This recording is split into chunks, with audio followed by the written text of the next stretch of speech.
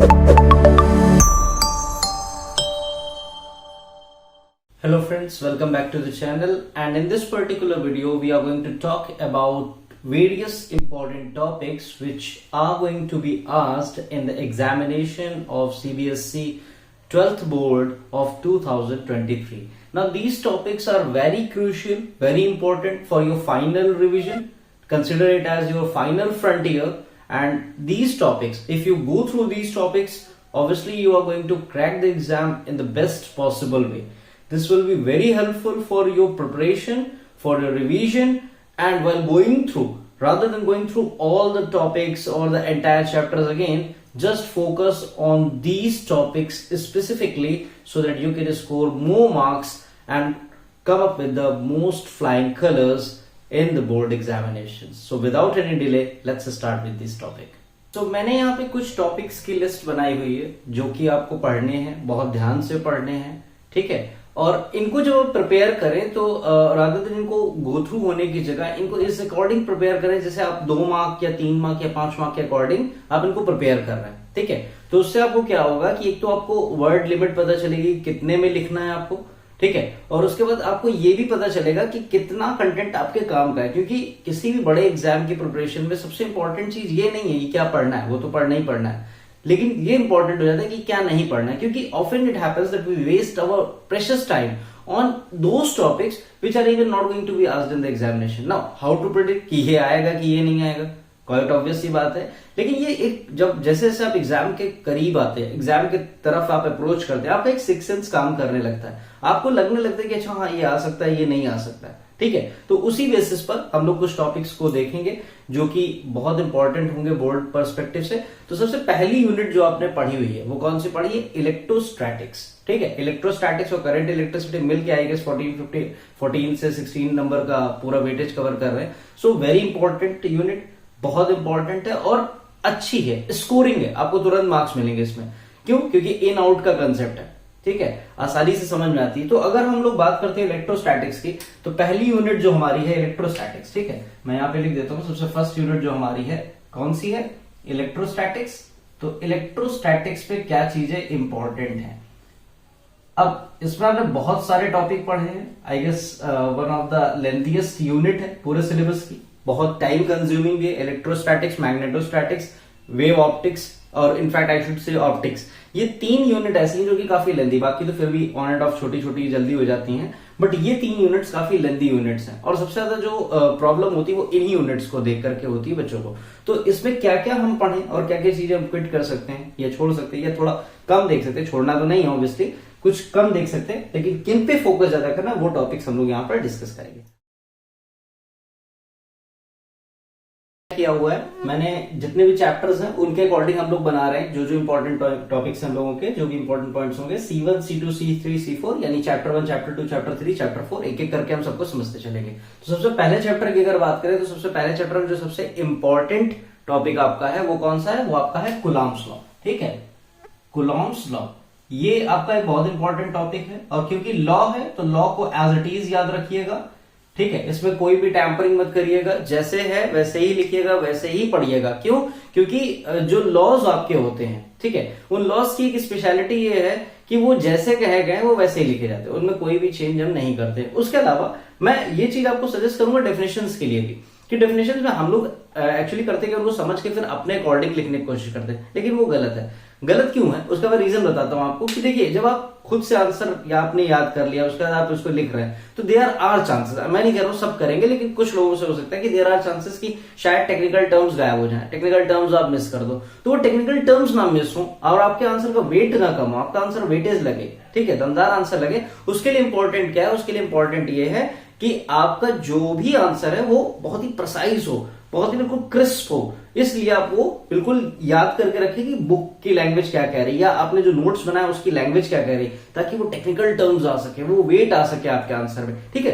तो इसमें सबसे पहला इंपॉर्टेंट टॉपिक हो जाता है कूलॉम्स लॉ, ठीक है। इसके बाद एक जो न्यूमेरिकल इसमें आपने बहुत बार देखा होगा जिसमें कि पैरामीटर बदलता है लेकिन न्यूमेरिकल वही रहता है, कौन सा? कि 2 चार्जेस हैं सेपरेटेड बाय सम डिस्टेंस, अब हम थर्ड चार्ज को कहां रखें कि वो सिस्टम स्टेबल रहे। अब उसमें फोर्स से भी रिलेट करके पूछ लेते हैं कई बार होता है कि इलेक्ट्रिक फील्ड को लेकर के पूछ लेते हैं, कई बार होता है कि आपसे पोटेंशियल के टर्म में पूछ लेते हैं ना।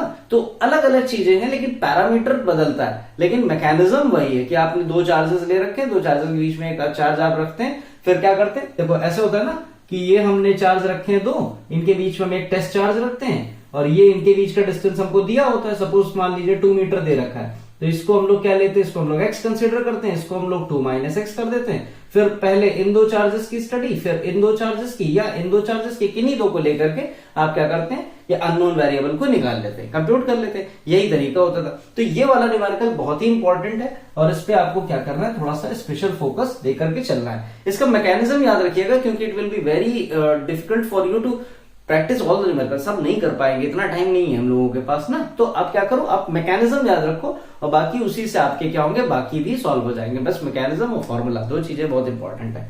तीसरी जो चीज मुझे इंपॉर्टेंट लगी वो ये है कि जो एक न्यूमेरिकल आपका होता है ज्योमेट्री बेस्ड। ज्योमेट्री बेस्ड मतलब एक स्क्वायर दे दिया, हर कॉर्नर पे एक चार्ज रखा है, सेंटर पे कितना फोर्स एक्सर्ट करेगा ना, सुपरपोजिशन प्रिंसिपल वाला। एग्जैक्टली सुपरपोजिशन प्रिंसिपल के ऊपर जो न्यूमेरिकल्स हैं वो काफी इंपॉर्टेंट है, तो उन्हें एक बार जरूर देख लीजिएगा। ये बहुत ही ज्यादा इंपॉर्टेंट न्यूमेरिकल्स हैं, ठीक है। ये केस स्टडी में भी आ सकता है, किसी भी तरीके से पूछ सकते हैं। So there are ample of ways of asking this particular question. तो ये थोड़ा सा आप और ज्यादा अच्छे से प्रैक्टिस कर लीजिएगा। इसके बाद जो नेक्स्ट इंपॉर्टेंट टॉपिक है वो आपका है इलेक्ट्रिक फील्ड कॉम्प्यूटेशन, ठीक है। इलेक्ट्रिक फील्ड ई निकालना, किसकी वजह से, डाइपोल की वजह से। डाइपोल की वजह से इलेक्ट्रिक फील्ड हम कैसे निकालते हैं, और इसमें दो ऑप्शन सबसे इंपॉर्टेंट है, कौन सा, एक्सियल और इक्वेटोरियल, ठीक है।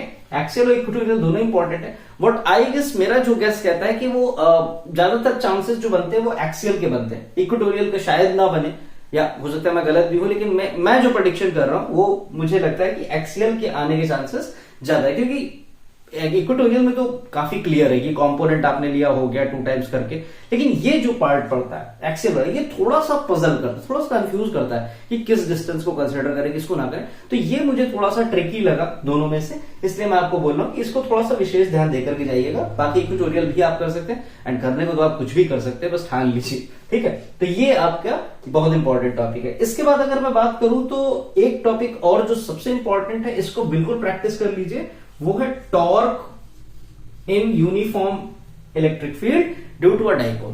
देखिए इसमें गलती क्या होती है, जो गड़बड़ आप लोग कर देते हैं वो ये हो जाता है कि लैंग्वेज नहीं लिख रहे, फिगर कैसे भी बना रहे, नहीं, एक प्रॉपर फिगर, एक proper language, then proper statements, एक क्रिस्प आंसर, ये चीज पूरी एक मतलब कहते हैं ना परफेक्ट रेसिपी है उस आंसर को लिखने की, उसपे मार्क्स स्कोर करने की, उसपे बिल्कुल अपना हक जमा लेने की, ठीक है। वो चीज यहां पर रिक्वायरमेंट है। तो टॉर्क की प्रैक्टिस आप अच्छे से कर लीजिए, वो आपको काफी एक्सपर्ट कर देगी उस चीज के लिए, ताकि आप आंसर अच्छे से लिख सके। इसके बाद जो सबसे इंपॉर्टेंट चीज आ जाती है इस चैप्टर में, वो है आपका गॉस लॉ, ठीक है। और जब मैं गॉस लॉ की बात कर रहा हूं तो गॉस लॉ में मैं सब कुछ इंक्लूड कर रहा हूं, क्या क्या। सबसे पहली चीज देखिए, 3 स्टेप में इसको आप करेंगे कैसे। सबसे पहला स्टेप है स्टेटमेंट का, वो आपको अच्छे से आनी चाहिए। दूसरी चीज फिगर, क्योंकि जब आप फिगर बनाते हैं तो मोस्ट ऑफ द टाइम क्या होता है, आप गॉसियन सरफेस मिस कर देते हैं। बिना गॉसियन सरफेस के आप कैसे निकाल सकते हो गॉस लॉ को ना, तो इसलिए फिगर बहुत इंपॉर्टेंट है। फिगर पे विशेष ध्यान दीजिएगा कि कैसे बनेगी, क्या बनेगी। और last but not the least उसका प्रूफ, ठीक है। स्टेप बाय स्टेप एक एक चीज बिल्कुल इस तरीके से आपको आंसर लिख देना है कि जो कॉपी चेक कर रहा है वो मार्क्स अगर डिडक्ट करने की भी कोशिश करे तो वो 10 बार सोचे कि भाई कहां काट लू इसके नंबर, सब कुछ तो लिखा है इस बच्चे ने, इसके नंबर तो कहीं काट ही नहीं सकता मैं। तो ये चीज, ठीक है, थोड़ा सा इस पे आपको ध्यान देना। ये टॉपिक्स इस पर्टिकुलर यूनिट के लिए बहुत इंपॉर्टेंट है। इसमें एक चीज मैं और ऐड करना चाहूंगा, वो है गॉस लॉ की एप्लीकेशन, गॉस लॉ की एप्लीकेशन, और वो भी with special reference to the line charge, ठीक है। लाइन चार्ज को मैं थोड़ा सा स्पेशलाइज करके देना चाहता हूँ, शीट चार्ज को मैं नहीं ले रहा हूं यहाँ पे, मैं लाइन चार्ज को थोड़ा सा ज्यादा दांव खेलना चाहूंगा, क्योंकि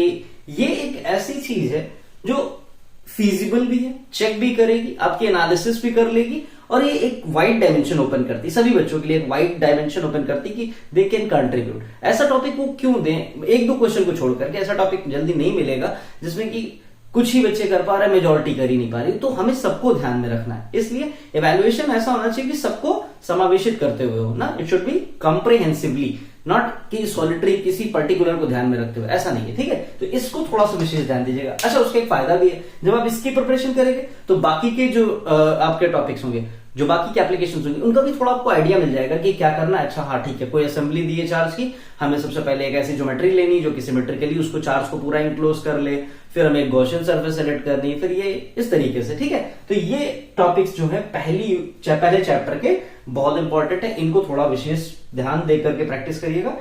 फिर मैंने जो बनाया हुआ है, ये शीट भी मैंने जो बनाई हुई है, ये शीट भी मैं लिंक में डाल दूंगा ताकि आप वहां से भी डाउनलोड कर सकते हैं टॉपिक्स को, क्योंकि अगर बोर्ड नहीं दिख रहा है या कुछ भी दिक्कत हो रही है नेटवर्क के साथ में, तो आप वो शीट डाउनलोड कर सकते हैं, उसमें भी टॉपिक्स आपको लिखे लिखा मिल जाएंगे, ठीक है। Coming to the chapter 2, chapter 2 में सबसे पहला जो इंपॉर्टेंट टॉपिक है, बिल्कुल सबसे पहला जो इंपॉर्टेंट टॉपिक आपका है वो है इक्विपोटेंशियल सर्फेसेस, और ये हम लोगों ने काफी डिटेल में पढ़ा हुआ है, इक्विपोटेंशियल सर्फेसेस। तो आपको इक्विपोटेंशियल सर्फेसेस भी पढ़नी है और उनकी प्रॉपर्टी बहुत इंपॉर्टेंट है, किसी ना किसी फॉर्म में आपसे पूछी जा सकती है। और मुझे जहां तक लगता है कि अगर केस स्टडीज इस टॉपिक से आता है तो केस स्टडी इसमें काफी बन सकती है, ठीक है।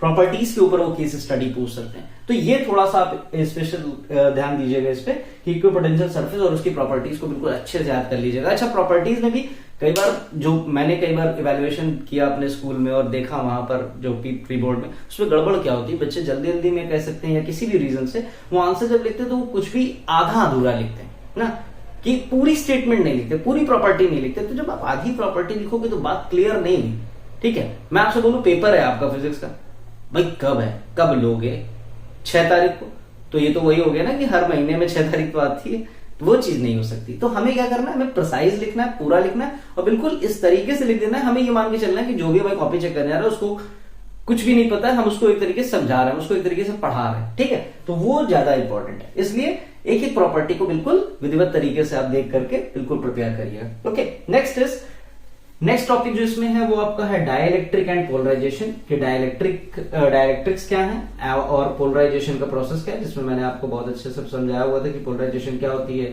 हर मटेरियल न्यूट्रल होता है, फिर चार्जेस अपने आप को अलाइन करते हैं इसमें में कि पॉजिटिव एक तरफ नेगेटिव एक तरफ, मेंटेनिंग ओवरऑल न्यूट्रलिटी वगैरह सब पूरा मैंने आपको बताया था। तो ये टॉपिक भी एक बहुत इंपॉर्टेंट टॉपिक है। नेक्स्ट इसमें जो सबसे इंपॉर्टेंट है that is parallel plate capacitor का कैपेसिटेंस, ठीक है, पैरेलल प्लेट कैपेसिटर का कैपेसिटेंस, और इस पे न्यूमेरिकल बहुत इंपॉर्टेंट है, ठीक है, इस पे न्यूमेरिकल बहुत इंपॉर्टेंट है। और जब न्यूमेरिकल करते हैं तो आप पता नहीं क्यों डर रहे हो, तो डरो नहीं भाई, जो भी डेटा दे रखा है उस डेटा को लिखो, जो आपको निकालना है, जो आपको कंप्यूट करना है उसको लिखो, उसके आगे क्वेश्चन मार्क बना के डाल दो, और उसके बाद आप रिलेट करो कि अच्छा क्या ऐसा फॉर्मूला मैंने पढ़ा है साल भर में कि जो इन सारी चीजों को रिलेट करता है, जो गिवन डेटा है उसको और जो मुझे कंप्यूट करना है, जो निकालना है उसको रिलेट करता हो, कौन सा फॉर्मूला या कोई इंटरिम फॉर्मूला जिससे कि मुझे मिल जाए सारी चीजें। तो जब आप इस तरीके से थोड़ा सा टाइम देकर करोगे, प्रैक्टिस करोगे, चीजें हो जाएंगी। आप नहीं करोगे तो कौन करेगा, आप ही कर सकते हो, ठीक है। तो इसको थोड़ा सा ध्यान देना है आपको। तो ये पहला आपका पूरा कवर करते हैं यूनिट को। इतना तो कम से कम करके जाना ही जाना है आपको, इतना तो गिरी से गिरी हालत में आपको कर ही लेना है, इससे कम में तो काम चलेगा ही नहीं, ठीक है। और भी बहुत चीजें जो और पढ़ना चाहते हो पढ़ सकते हैं, लेकिन जिन्होंने कुछ भी नहीं पढ़ा या जो पजल्ड है कि कहां से शुरू करें, उनके लिए मैं बोल रहा हूं कि इतना तो करना ही करना है, किसी भी सूरत हाल में इतना तो आपको करके जाना ही जाना है, ठीक है। इसके बाद आ जाते हैं चैप्टर नंबर 3 में। चैप्टर नंबर 3 में बहुत सारी डेफिनेशंस हैं ना, ड्रिफ्ट वेलोसिटी की है, then coming up to mobility है, बहुत सारी चीजें हैं, बहुत सारे डेफिनेशंस हैं। तो मैं उन सब चीजों को नहीं काउंट कर रहा हूं, मैं मान के चल रहा हूं कि वो आपने पढ़ी है और आपको अच्छे से आती है। तो मैं स्टार्ट करता हूं इसको। ये कहां से इंपॉर्टेंट है, ये आपका इंपॉर्टेंट है किरचॉफ लॉ से। केसीएल और केवीएल यहां पे सबसे इंपॉर्टेंट है, ठीक है।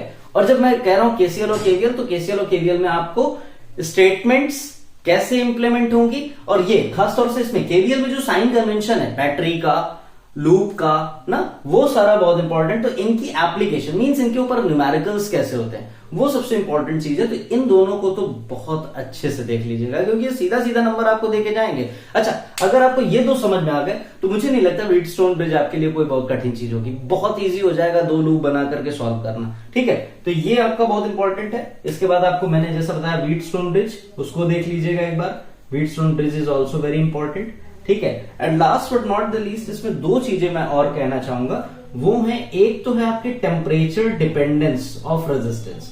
ठीक है, टेम्परेचर पे रेजिस्टेंस कैसे डिपेंड करता है, ये एक इंपॉर्टेंट टॉपिक है। शॉर्ट क्वेश्चंस में आ सकता है या थोड़ा सा ट्रिकी करके पूछ सकते हैं, या दो मटेरियल के बीच में कंपैरिजन करके दे सकते हैं, कुछ भी ट्रिकी कर सकते हैं। इसको आप सीबीटी में कंपेयर कर सकते हैं कि सीबीटी में इस तरीके का सीबीटी बेस्ड कर सकते हैं इस क्वेश्चन को, तो ये एक बहुत अच्छा टॉपिक बन जाता है। इस पर थोड़ा सा आपको थोड़ा सा ध्यान देके पढ़ना होगा, क्योंकि आपके पास सिर्फ आर केवल मेटल्स का नहीं है, मेटल का, नॉन मेटल का, इलेक्ट्रोलिटिक सॉल्यूशंस का, ठीक है, इलेक्ट्रोलाइट्स का मतलब, और सेमीकंडक्टर्स का, इनमें सब में आपको ये देख के चलना है। तो ये थोड़ा सा इंपॉर्टेंट टॉपिक है, ठीक है, इसको देख लीजिएगा। और उसके लास्ट इसमें जो मैं कहना चाहता हूँ, वो ऑल्दो आई डोंट थिंक कि शायद वो इतना प्रेशियस है, but I still want to give an extra edge to that particular topic, and that is drift velocity in terms of mathematical expression। ठीक है, drift velocity का mathematical expression, थोड़ा सा derivation part इसका, उसको एक बार या दो बार देख लीजिएगा करके,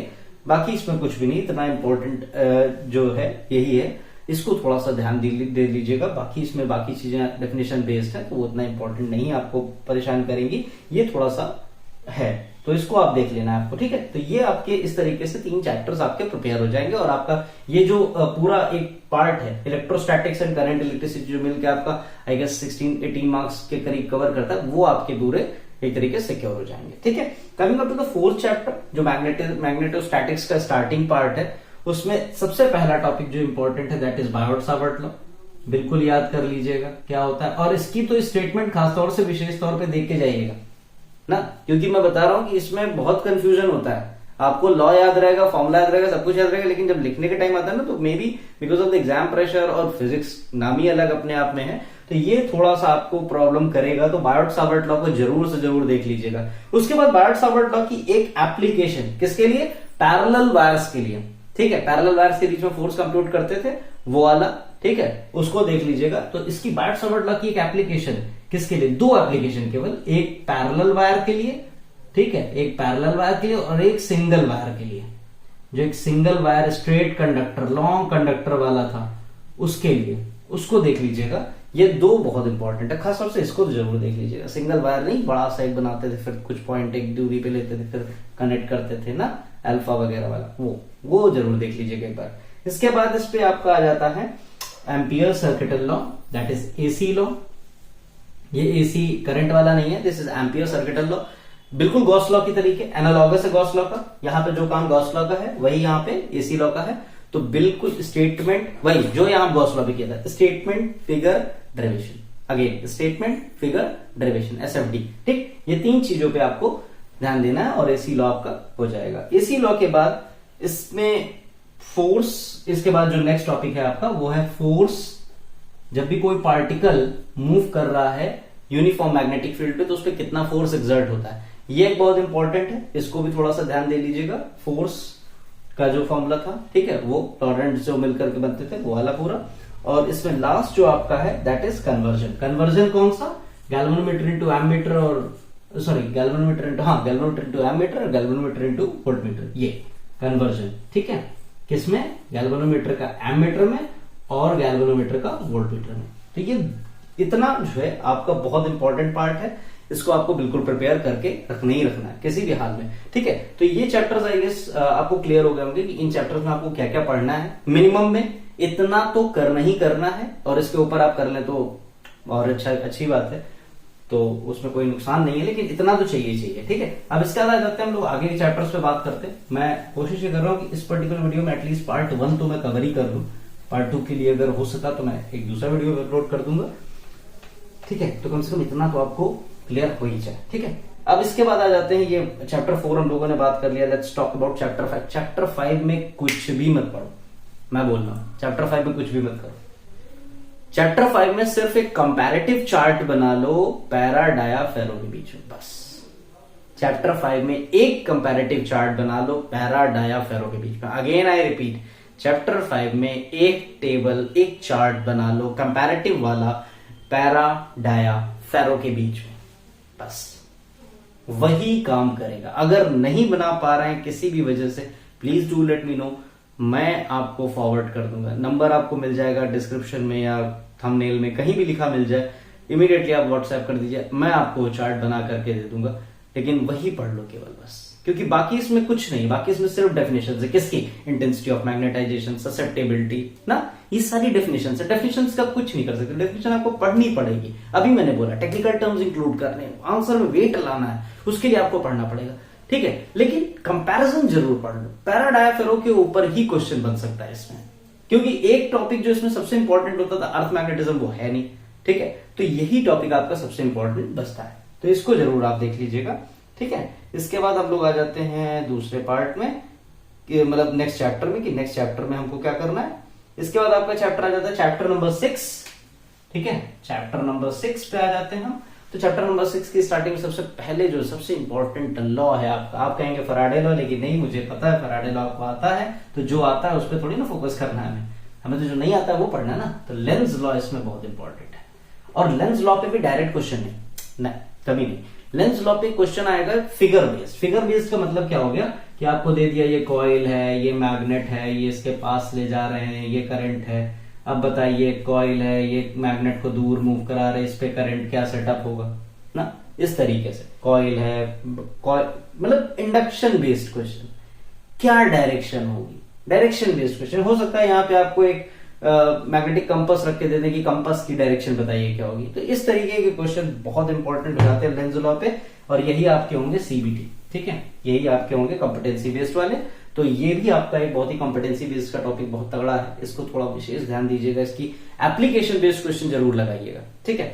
इसके बाद इसमें दो और इंपॉर्टेंट टॉपिक हो जाते हैं, सेल्फ और म्यूचुअल का, सेल्फ एंड म्यूचुअल इंडक्शन। ये दो टॉपिक इसमें जो है बहुत इंपॉर्टेंट है, इनको आप जरूर देखिएगा। इसके न्यूमेरिकल्स बहुत इजी होते हैं, मैं आपको फ्रैंकली बता रहा हूं कि इसके न्यूमेरिकल्स बहुत इजी होते हैं। सबसे easy numericals I guess EMI के ही हैं आपके लिए करना, तो ईएमआई के न्यूमेरिकल तो बिल्कुल दे डालिएगा। Right the formula, put the value, get the solution concept पे काम करते हैं, बहुत ज्यादा कुछ नहीं है इसमें, ठीक है। तो इसको कर लीजिएगा। चैप्टर 6 के न्यूमेरिकल्स बहुत आसान है, और ये दो टॉपिक तो जरूर से जरूर कर लीजिएगा, ठीक है। इसके बाद हम लोग आ जाते हैं next is chapter 7, that is AC, ठीक है, ऑल्टरनेटिंग करंट, जो कि फर्स्ट पार्ट का चैप्टर है, वॉल्यूम 1 का चैप्टर है, ठीक है। बहुत ही इंपॉर्टेंट चैप्टर है, और बहुत सारी डेरिवेशन सर्किट्स है इसमें, लेकिन मैं आपको सिर्फ पिकअप बताऊंगा। पिकअप बताने का मतलब मेरा ये कहने का तात्पर्य है कि पिकअप में मैं वो चीजें इंक्लूड कर रहा हूं जो आपको डेडली पढ़नी है, पढ़ के ही जानी है, पढ़नी ही पढ़नी, किसी भी सूरत हाल में उनसे हम कॉम्प्रोमाइज कर ही नहीं सकते। We can not negotiate on the basis of those topics, so we just need to go through those topics. What are those? Number 1 सबसे इंपॉर्टेंट, आपका खुद का सिक्स सेंस कहने लगता है कि भाई रेजोनेंस बहुत इंपॉर्टेंट है। किस में होती है? एलसीआर में होती है, ठीक है। तो क्या करोगे? सर्किट बनाओगे, उसका फेजर याद रखोगे, कौन लीड कर रहा है, कौन लैग कर रहा है, कौन पुल डाउन करने की कोशिश करता है, कौन आगे खींचने की कोशिश करता है, तो फेजर कहां रह जाता है वो। फिर ट्राइंगल बनाओगे, इंपिडेंस ट्राइंगल, ठीक है, इंपिडेंस निकालोगे, जेड निकालोगे। देन यू विल से कि रेजोनेंस, अच्छा बात कर रहे हो तो रेजोनेंस पे क्या होता है, एक्सएल बराबर एक्सी, वहां से आप क्या निकालोगे, रेजोनेटिंग फ्रीक्वेंसी निकालोगे। तो ये सारी चीजें इस पे आपको करना बहुत इंपॉर्टेंट है। इसका ग्राफ भी आप बनाना जाने कि ग्राफ कैसे होता है, उसकी भी प्रैक्टिस करिएगा, ये बहुत इंपॉर्टेंट टॉपिक है। इसके बाद अगर बात करें 5 नंबर के हिसाब से अगर देखा जाए तो 2 टॉपिक इस चैप्टर में और हैं। कौन कौन से? वन इज योर ट्रांसफॉर्मर, ठीक है, वन इज योर ट्रांसफॉर्मर और one is your AC generator, और दोनों में ही क्या, वही विजिबिलिटी चीजें, principle, construction, working, figure, advantage, disadvantage, यही। तो आप क्या करो, आप इसके की पॉइंट बना लो, फ्लो चार्ट में पढ़ लो, ठीक है, कुछ भी करके कर लो, लेकिन ये 2 जरूर प्रिपेयर कर लो, क्योंकि इनमें 2 में कोई भी ऑन एंड ऑफ एक ना एक आता ही रहता है, कई बार 5 मार्क्स में। तो ये बहुत इंपॉर्टेंट टॉपिक है, ठीक है। इसके बाद जो मैं चैप्टर इंक्लूड करना चाहता हूं वो है, I don't know exactly the number, क्योंकि मैं थोड़ा सा यूनिट वाइज ज्यादा चलना प्रेफर करता हूं, तो आई गेस चैप्टर 8 है। चैप्टर 8 है आपका ईएम वेव, ठीक है, ईएम वेव। इस चैप्टर में क्या है, 3 मार्क का वेटेज है इस पूरे चैप्टर का। ईएम वेव का क्या बन सकता है, खुद सोचो। अच्छा, 3 मार्क में क्या बन सकता है? या तो 3 मार्क का सीधा सीधा एक क्वेश्चन, या तो 1 मार्क का ऑब्जेक्टिव, और 2 मार्क में कोई एक छोटा सा क्वेश्चन, यही बन पाएगा, ठीक है। तो क्या क्या इसमें इंपॉर्टेंट है? इसमें इंपॉर्टेंट आपका होता है कि ईएम वेव जनरेट कैसे होती हैं और इनकी प्रॉपर्टीज क्या है, बस ये दो बातें यहां पर पढ़ लो ईएम वेव में।